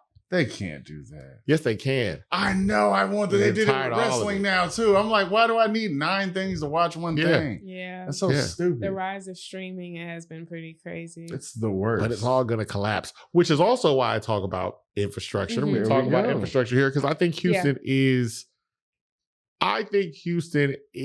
in a good position to be building something. Whether that something goes somewhere, I don't know. But I mean, there are certain things that happen. I mean, Bun B threw that concert 4 times. Yeah. Man, that rodeo. Then it's a spring break destination. Mm-hmm. The spring break thing was really interesting to me too. Honestly, what's so interesting about the city is that like, I think it's like we have ideas and visions about what we want it to be, but the city doesn't know what it wants to be too. Because like you said, like you mentioned the spring break destination, the whole rodeo thing, because people were fighting at the rodeo. I remember that too. I will take it a step further. I mean, we're going to get slightly controversial. I think the city does know what it wants to be, and it's not young and black. I think That's Houston true. has a group where they're like, "Well, I tell you what, we're not going to be Atlanta." Yeah, I tell you what, we're not going to be. What's so interesting about that to me is that it's like, in a lot of ways, it's like I understand the comparisons to Atlanta. I don't think that we're that much like Atlanta. I don't think we are at all. I've been to Atlanta a few times. We are not Atlanta. We're not Atlanta in the slightest. And this is not a slight to Atlanta, but it's like as much as people will promote the Sunday fun day, don't go home or don't leave Houston on a Sunday type of thing, everybody going to work on Monday. Yeah. Yeah. Like it's not like so lackadaisical. One thing I do think that Houston has always had a hustle culture. Like people gonna make some money out here. So people are gonna have so many jobs. Yes, absolutely. So many. But yeah, I think to your point, like I do think the city is pushing back about wanting it to be like young and turnt. I definitely like see that, but it's kind of hard to stop because it's like some of that has already been like embedded in the fabric of the city for a long time. I think in a way, like to bring like the political aspect back into it, I think the city was like, okay, we can't change everything, so we're gonna let them have that. Yeah, but we're gonna do this over here. So it's definitely interesting because when we had this conversation before too, there's been like opportunities for like reality shows here. OWN just did the reality show, Heart and Hustle. Yes, yeah. And I interviewed some of the women on the cast there. So it's like, we are not as like glitz and glam as like in LA. We do have some of that like same nightlife culture as in Atlanta. And we have a medium pacing, so it's not as fast as in New York, but it's not super, super slow like a very like country town. Yeah. So it's like we're just like very in between. Yeah. You know. That's why I think I did like at least the vision that Turner was, and I'm not even going to say putting in place, was allowing. Like, it's like, hey, look, you're not y'all want to do it. Like Mayor Turner, may he rest in peace. Like his tenure was so cool because it's like, I swear to you, I remember it was Alpha Phi Alpha's Founders Day. And I went out with my friends to Prospect Park and he was in there turned up himself. That's awesome. And so it's just one of those things where it's like he was open to the idea of like young people still enjoying the city, but there were also still other things going on at the same time. Yes. Too.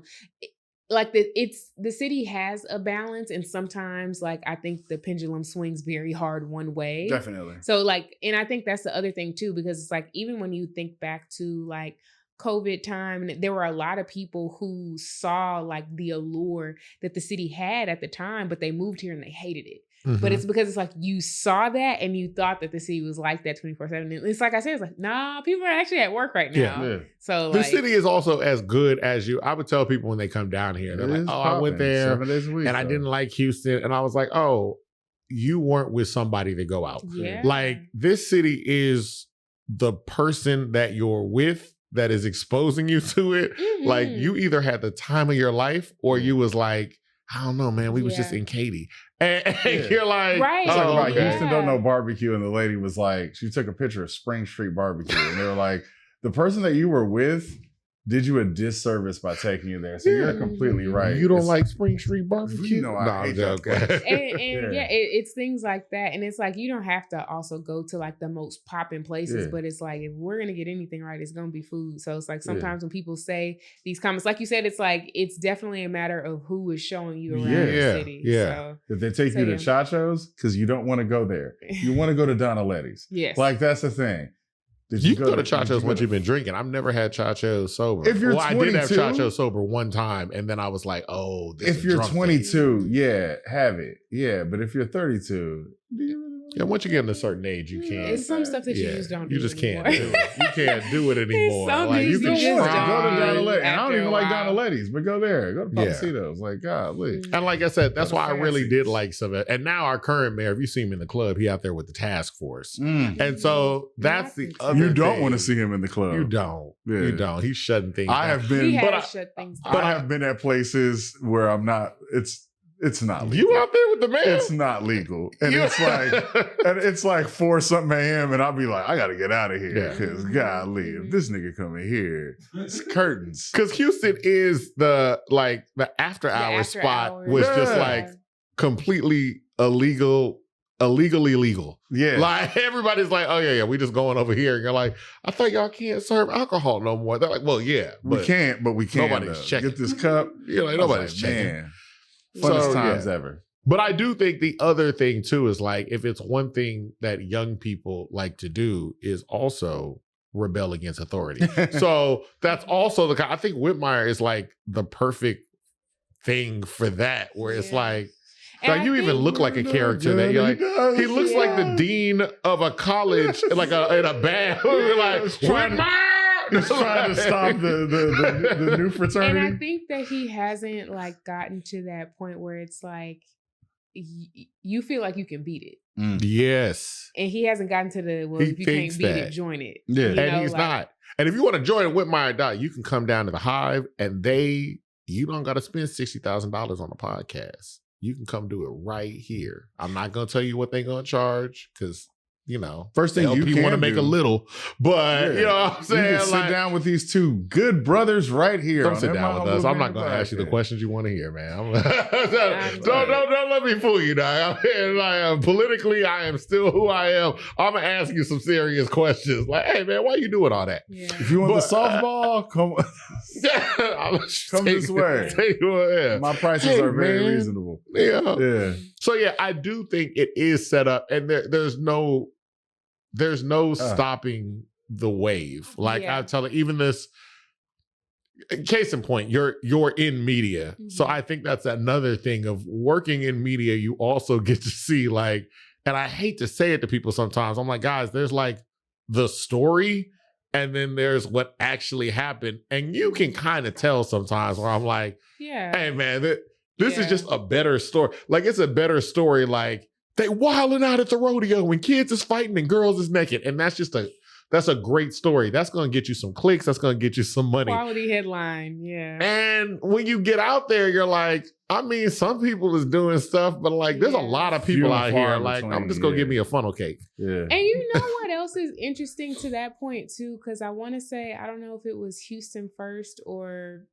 another like Houston organization, but they're welcoming the tourism. They want people here. Oh, what do you mean by that? Everybody want that money. So I wrote about this in a Substack article too, and it's like, as much as the headlines painted things like people had like ass and titties out and all this other stuff, and people were fighting at the rodeo, like yes, that happened, but it's like the population count for people attending the rodeo attendance was like in the millions. It's like ridiculous. Yes, they want that. Like they want more and more people definitely to want come that. here. Yeah, I think that's why they try to play.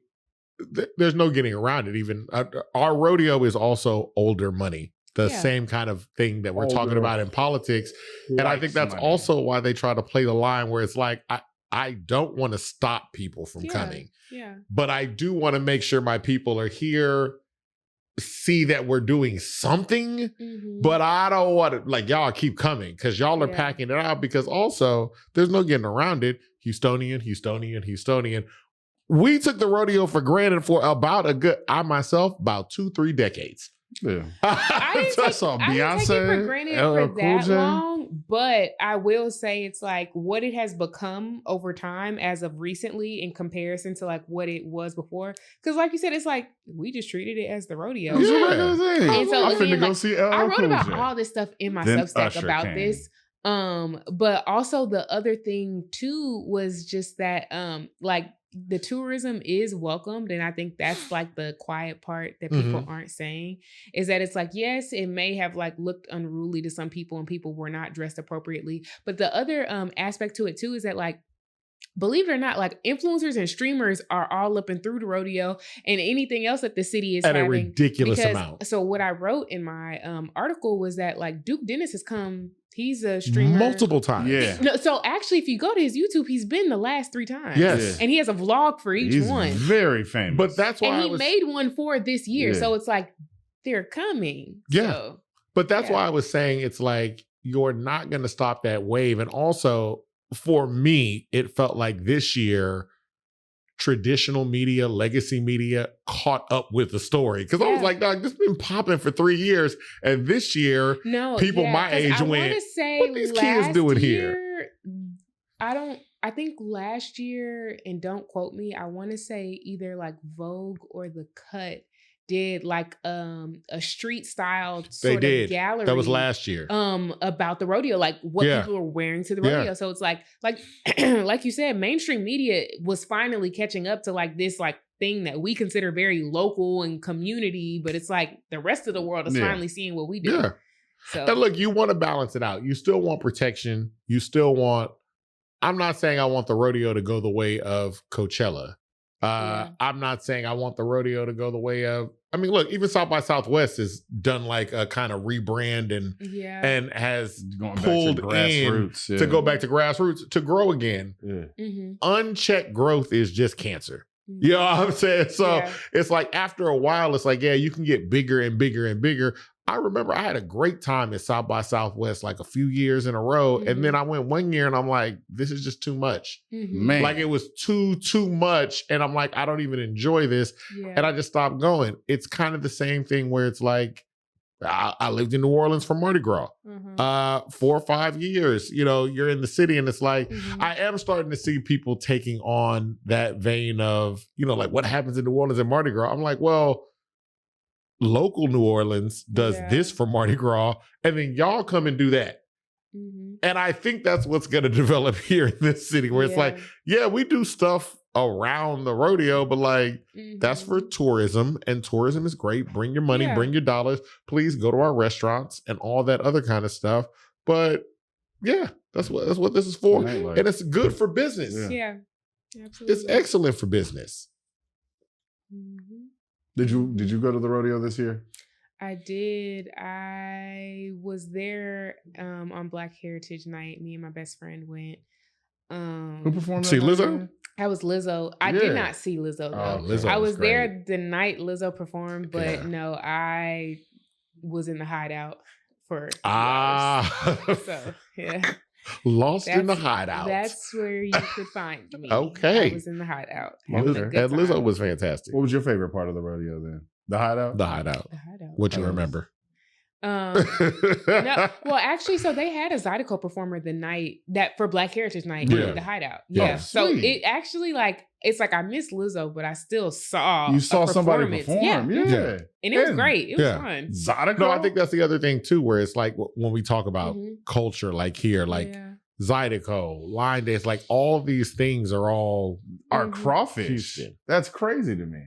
Crawfish. Yeah, that it's the Vietnamese just style crawfish and brews. Crawfish. I'm not a fan of crawfish, but I do like the history of looking at it because I'd be like, it does look tasty because you love crawfish. I love crawfish. I like both styles too. I prefer Louisiana style traditional, but people here love the Cajun. I like them both. Yeah, I like both of them, but I think it's embracing like all things where you can like start to highlight that. You were talking about the award show you've been to. What's been your favorite one so far? That's a good question. I wish I had my phone. You could have had your phone. Just trying to be respectful of the space. Damn, we got our phones. Like it's Houston media. You can pick your phone. I'm thinking just off the top of my head. Or just some of the favorite people that you've gotten a chance to interview. And I guess that's kind of where I get caught up at because I've had favorite moments at each show. Well, let's go through some of those moments. So my very first red carpet was the Golden Globes, and Fantasia told me that I was really beautiful, which I was like starstruck by. Johnny Gill gave me a kiss on the cheek at the Black Music Honors, which was like really, really crazy. My mom wasn't a huge fan of that one, actually. Yeah, she was like, what did she say? She was like, I don't want no old men kissing on my baby show. I feel that though. Yeah. Johnny Gill. But that was fun. RL from Next and Usher have both complimented me on my hair before. Usher try to give you a cherry or anything like that? No. But RL, Usher, and now me. Look, the Trinity. Usher was just like, "Oh, I really love like what you got going on with your waves." That was actually like, man, that I was like, "Sheesh, that's crazy." Of course, it's Usher. I'm trying to think. So I've been on Kai Cenat's stream twice. Okay. Yeah, so I met him first at the Grammys. And then I met him a second time at I think that was the Emmys, or I don't know what that was. It might have been so I met him first at the Grammys and then another time at the BET Awards. BET. Yeah. And he was on stream at the time. And it's funny because the second time around, he actually said he remembered me. So, really? Yeah, it was really. But honestly, a few of these people I've met, I've had multiple encounters. So like the time that Usher told me he liked my waves was not the first time that I had met him. I had met him and interviewed him prior to that. That happens. Yeah. What was it like going on that? I mean, particularly with Kai Cenat, especially because for me, I'm older, so I don't have a lot of like the streaming thing was new to me, but watching how many streamers are here is crazy new to me. And it's also crazy seeing just like the environment around like streaming. Like people are just like actively like showing us their lives, and sometimes they're not even doing anything. Like, because initially, like how I was like introduced to it, it was like gamers showing what they're doing, but what it's become is like sometimes people are just showing their lives, they're on the go doing all these things, and people are just like actively on stream like for hours and hours on end. But I've seen Kai's videos because he would do the the mafia-thon. Yeah. So that's what I would see him doing. So it was very cool seeing him on the red carpet twice. He's actually like very, very nice, great spirit. It was very fun.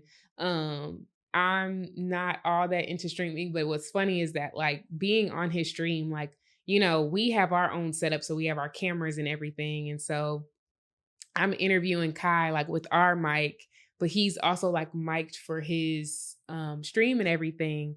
And so it was very cool because his streamer, like videographer, is like showing our angle, and it's like we're showing his angle. So it's like after it had happened the first time, somebody sent me a clip of like me on his stream, which was actually like crazy seeing it the other way around. But no, that was very, very fun. Great energy. Yeah, I think those are some of my favorite moments. I'm trying to think. I think that might be it.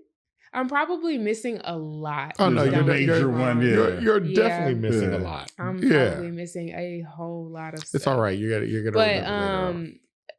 You never really know who you're gonna see on those carpets. Like sometimes like publicists will give you face sheets and stuff like that, but it's like a lot of it is so IRL that it's like you're thinking so like quick on your feet. Like you can prep as much as you want to, but in the moment you just don't know what you're gonna ask whoever's just standing in front of you at the time. So and then you never know what they're gonna do. Is it you have a person take you off guard like just immediately? Besides Johnny Gill kissing you. Johnny Gill did catch me off guard because actually Johnny Gill, like I came in for a hug and then he ended up kissing me on the cheek. I was like, oh, violation of privacy. That definitely like threw me off.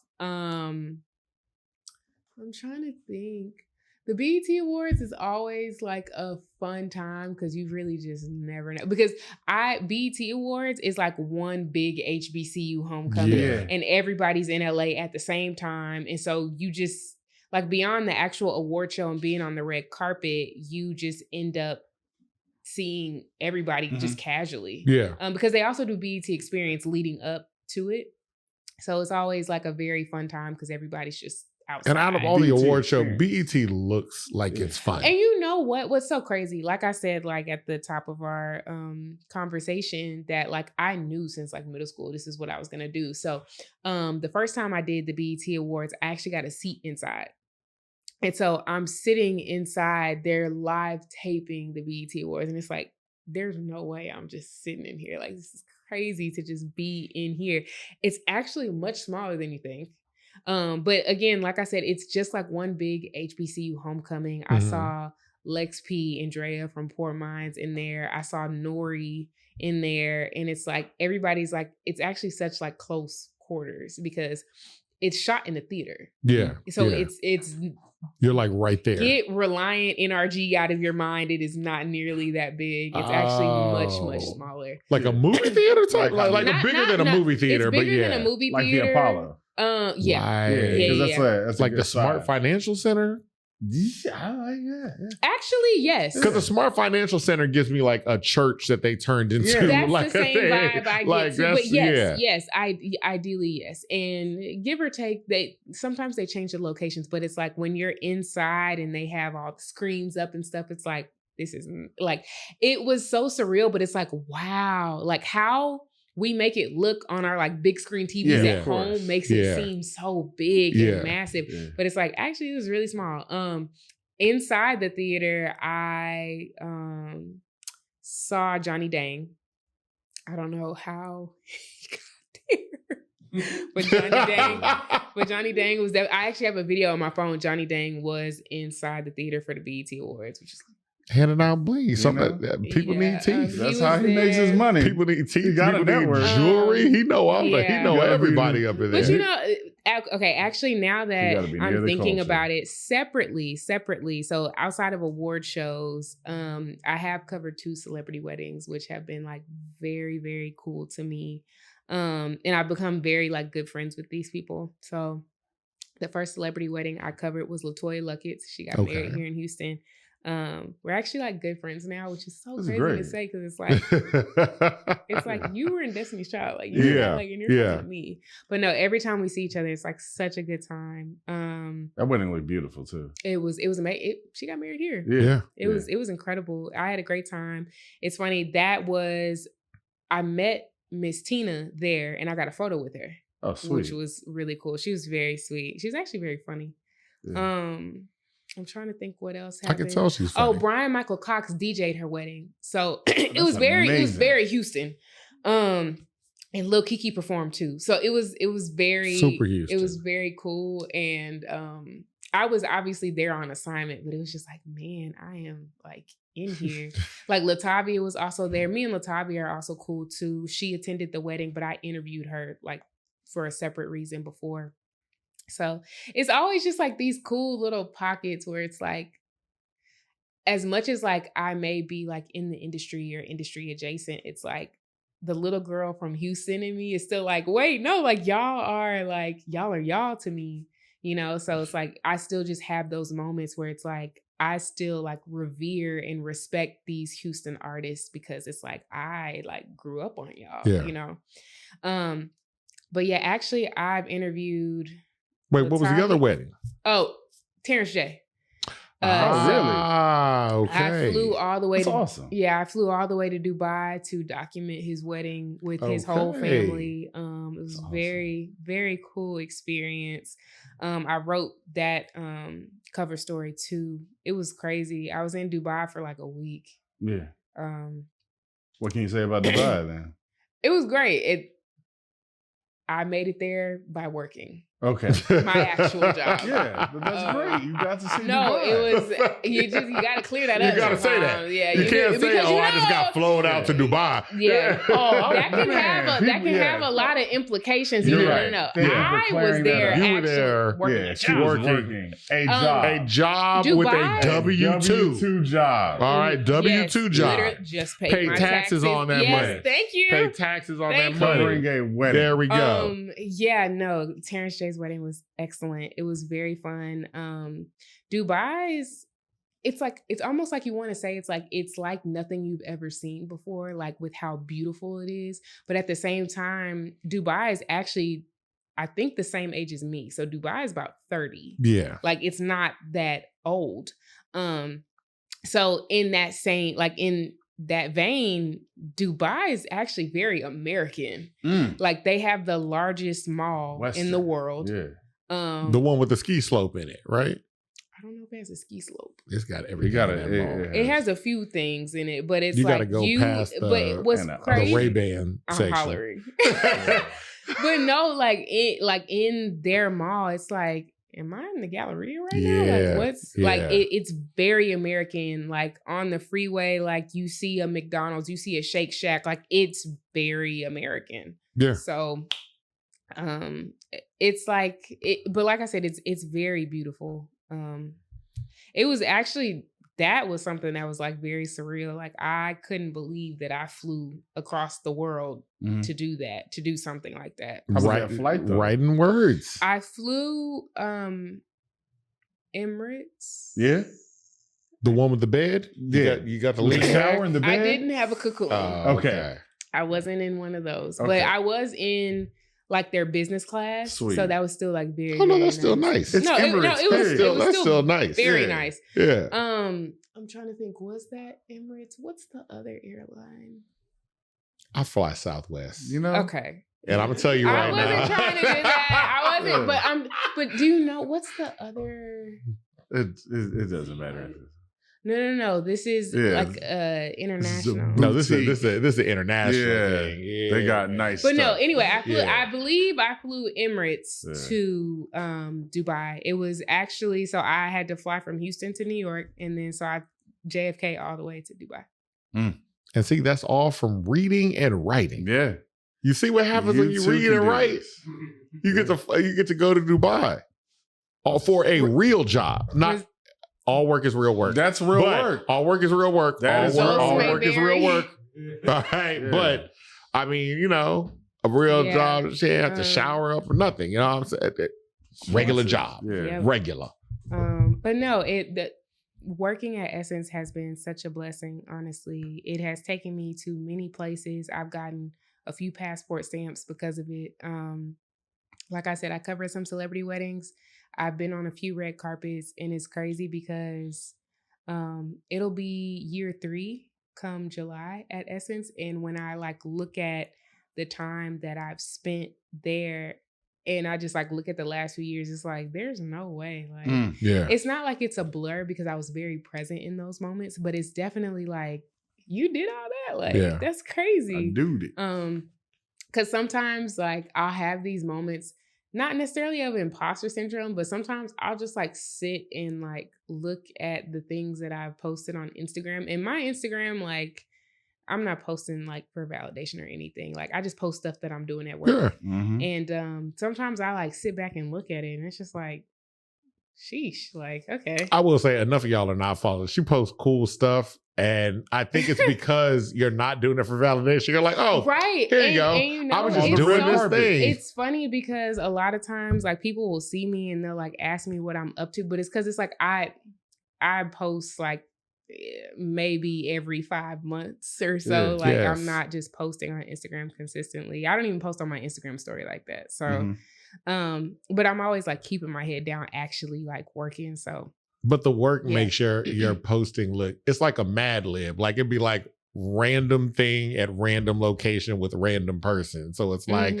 I'm in Miami eating Dubai fries with Rick Ross. And you're like, what? No, and for some reason I do find that like sometimes whenever I like will post a slideshow or I post a dump on Instagram, I'll look at my camera roll and it's just like, it's crazy because it's like some stuff is like, it'll never hit the net, but it's like, I did that. Yeah, it's crazy. So yeah. Is there anybody, well, I know there's somebody that like I know there have to be people, but like who are some of the guests or the artists or the anybody? Like if you're like, yo, Essence get the chance at this, I want to interview this person.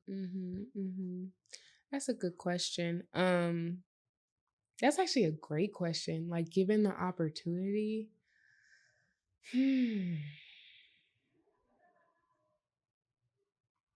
of course, Beyonce. I knew. I was gonna say. I was gonna say besides Beyonce. Like Beyonce is always gonna be at the top of the list. But I think in a more structured capacity, because Beyonce is obviously, you know, very pie in the sky. Actually, it's not as pie in the sky as I think not for you. I think for I've actually Michelle Williams and Beyonce are the only 2 Destiny's Child members I haven't interviewed. Okay, really? You're working your way towards it. So that's it. Yeah. And you know, Beyonce keep her eye out there. She sure do. She probably follow you on Instagram. She on her burner account random page like, on a burner account. I wouldn't be surprised. She's probably seen that photo of me and her mom before. Yeah. Right. But you're gonna be interviewing her on the next album. She see everything. Like when y'all talked about her mama's gumbo, she see y'all and she logged it. And I didn't say nothing bad. I said I liked her gumbo. Cool. That's all I'm saying. I liked your mama's gumbo. What did you have? You had it? Yeah, we both had it. I had it a few times. It was great. Really? It was pretty decent. Did you have the seafood or the seafood? I had the seafood, and I never made it to the stand, but I actually like. I guess when we were talking about like the rodeo and like the crowds and everything, I only went that one time for Black Heritage Night, and like I said, I was in the hideout the whole time. I never went back. Oh yeah, I can understand. But I mean, I think because for I got locals, on like my 4th time. Like I think for locals, especially, and I guess that's why it's like. We kind of take it for granted in a way. It's like we're so one and done, especially the Black people too. Like when we look at the lineup, like and don't get me wrong, Black people love country music too. But once Heritage Night, once Black Heritage Night happens, it's like there's I don't need unless there's another artist that I just really want to see. There's no other reason for me. Yeah, a lot of Houstonians. I was going for work. Are they're turned off by crowds. I live right next to it. You're actually not wrong. I think to say like we've seen so many people like gradually move to the city. We hate crowd. We hate traffic. We hate traffic and crowds. We'll deal with it at some places. 50-15. It's going to be a crowd. Depending on where you're at. But going there. Or 59.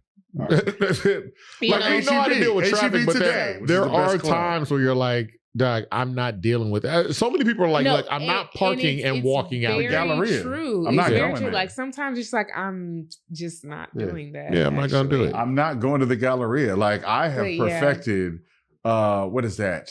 Macy's Curbside, I know exactly where it's at. Hey, let me get this I polo thought you was about to shirt. say a parking area. I was like, don't tell people. I'm a not telling secret nobody parking where that area. is. Okay. Never. But okay, so if not Beyonce, of course Beyonce.